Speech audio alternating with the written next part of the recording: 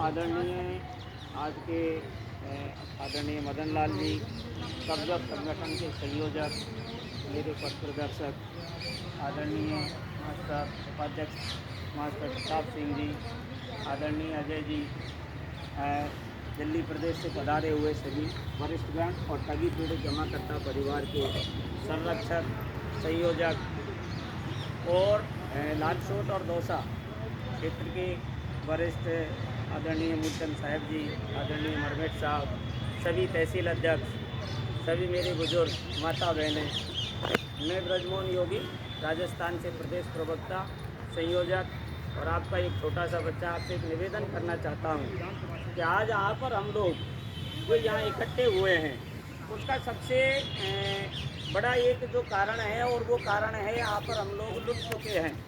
आपकी हमारी पीड़ा केवल और केवल ठगी की है।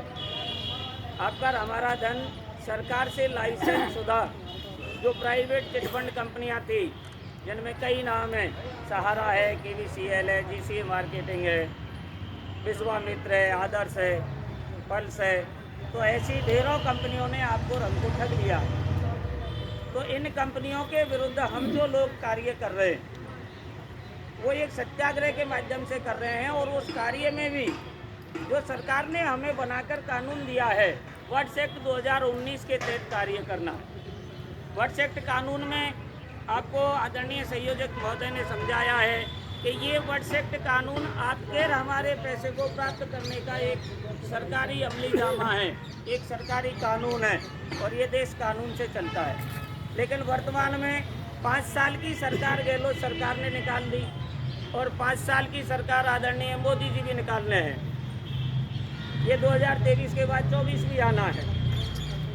ये हमारा संगठन ठगी पीड़ित जमाकर्ता परिवार विगत 25 अगस्त 2022 से भारत भ्रमण मिशन भुगतान भारत भ्रमण यात्रा चला रहा है और उस यात्रा का केवल और केवल एक ही उद्देश्य है, एक जन जागरण है कि यहाँ पर हम सब लोग वर्ड्स एक्ट कानून के तहत जागृत हो। वर्ड्स एक्ट कानून के तहत हम अपना पैसा कैसे ले सकते हैं, इसकी जन जागृति है। उसी के तहत आज यहाँ पर हम लोग जो यहाँ दौसा में इकट्ठे हुए हैं, दौसा के माननीय जिला कलेक्टर महोदय को ज्ञापन भी भेजा है। तो आपको और हमको एक दृढ़ प्रतिज्ञा के साथ एक निवेदन करना चाहूँगा मैं कि यहाँ पर हम लोग जिस लड़ाई को लड़ रहे हैं उसमें हमें हमारा पैसा मिलना है, किसी और का पैसा नहीं मिलना है, हमारा पैसा मिलना है, क्योंकि हम जमा करता है। हमें हमारे पैसे के साथ हमारे नाते रिश्तेदार का पैसा मिलना है, हमारे साथ जो लोग जुड़े हुए जमा करता उनका पैसा मिलना है। तो आप सबसे एक निवेदन है कि जब हमारा पैसा डूब गया, सरकार के पास कानून है लेकिन फिर भी 2019 से 2023 निकलने वाला है। वर्ड्स एक्ट कानून को धरातल पर सरकार लाना नहीं चाहती है। वर्ड्स एक्ट 2019 कानून को धरातल पर लाकर ठगों को ना दंड देना चाहती है, ना आपका हमारा भुगतान दिलाना चाहती है। तो अब अंतिम समय पर ऐसे समझिए कि हमारा ये जो ठगी पीड़ित परिवार है इसका एक नारा चल रहा है कि पहले भुगतान फिर मतदान। तो वाकई में पहले भुगतान और फिर मतदान का ये अंतिम समय आ गया। 2023 के चुनाव आपके सामने हैं, MLAओं के चुनाव आपके सामने हैं। आखिर हम उन MP और MLAओं का चुनाव क्यों करें जो हमारी पीड़ा को सुनना ही नहीं चाहते।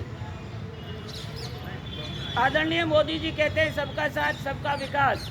मैं कहता हूँ यह धरातल पर आकर देखिए, यह सबका कर दिया आपने सत्यानाश। आपका एक वीडियो बड़ी तेजी से वायरल होता है कि मैंने 3 लाख कंपनियों को बैन कर दिया।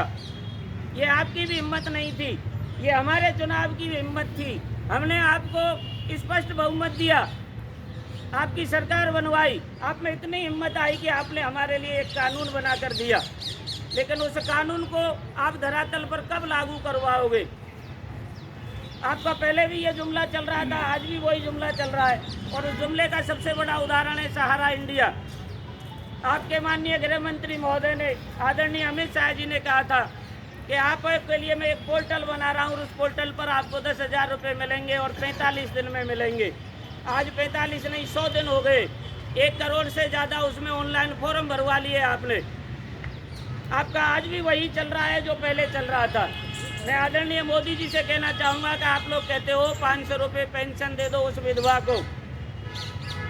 एक हाथ से आप उस विधवा को पेंशन देते हो, दूसरे हाथ से आप मेरे जैसे किसी एजेंट को लाइसेंस देकर भेजते हो कि उस विधवा को जाकर सपने दिखाइए कि उसके बुढ़ापे में वो पैसा काम आएगा। और मेरा जैसा एजेंट किसी न किसी चिटफंड कंपनी को, जिसको आपकी सरकार ने लाइसेंस दिया है, उस पैसे को वापस आप ही की सरकार में जमा करवा रहा है। दोष किसका है बताइए आप? सरकार ने कानून बना दिया, सरकार ही इन कंपनियों को लाइसेंस देती है, हम आखिर जाएं तो कहाँ जाएं? इसलिए हमारा अब अंतिम समय आ गया है इन लोगों के साथ लड़ने का।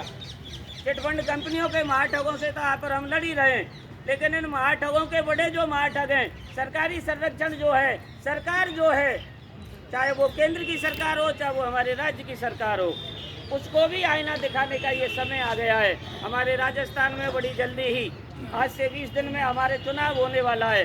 तो आप सबसे मेरा करबद्ध निवेदन है, इस चुनाव में पहले भुगतान फिर मतदान के नारे को धरातल पर लाइए। अपने अपने घरों की दीवारों पर, अपने अपने घरों पर आपका पैसा लुट गया है, आप किससे डर रहे हो? आपका पैसा लुट गया है, उसे बाहर निकालिए, दरवाजे पर पंपलेट लगाइए कि मैं आप लोगों को अपना मतदान देने के लिए तब जाऊंगा जब मेरा पैसा मेरे खाते में आ जाएगा, और वो भी विधि सम्मत कानून के तहत। हम अपना हक मांग रहे हैं, किसी का दूसरे का पैसा नहीं मांग रहे। आप लोगों ने, मैंने बताया ना कि आप लोगों ने, सरकार ने लाइसेंस दिया है तब आप लोगों ने पैसा जमा करवाया। तो वास्तव में आप लोगों को लड़ना होगा। और मैं तो ये कहूँगा कि हमारे पूर्वज लड़े थे गोरों से, हमको लड़ना है इन चोरों से। जब हमारे पूर्वजों ने उन काले अंग्रेजों को ही, गोरे अंग्रेजों को यहाँ से भगा दिया, तो आज ये काले अंग्रेज आपको और हमको भगाना चाह रहे हैं, जबकि इनको चुनकर हम भेजते हैं। वोट में इतनी ताकत है, वोट हम देते हैं। हम अगर वोट देने नहीं जाए तो कोई एमएलए बन सकता है क्या? हम अगर वोट देने नहीं जाए तो कोई एमपी बन सकता है क्या? तो जब हम वोट देकर उनको चुनते हैं तो हमारी समस्या तो रखेंगे। विगत 4 साल से कानून हमारे राजस्थान में लागू है।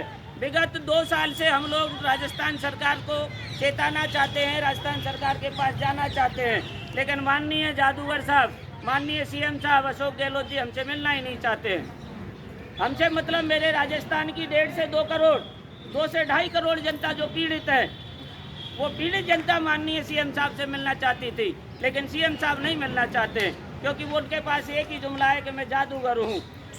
इसलिए माननीय सभी सदस्यों से, माता बहनों से एक निवेदन है, पहले भुगतान और फिर मतदान के नारे को धरातल पर लाइए।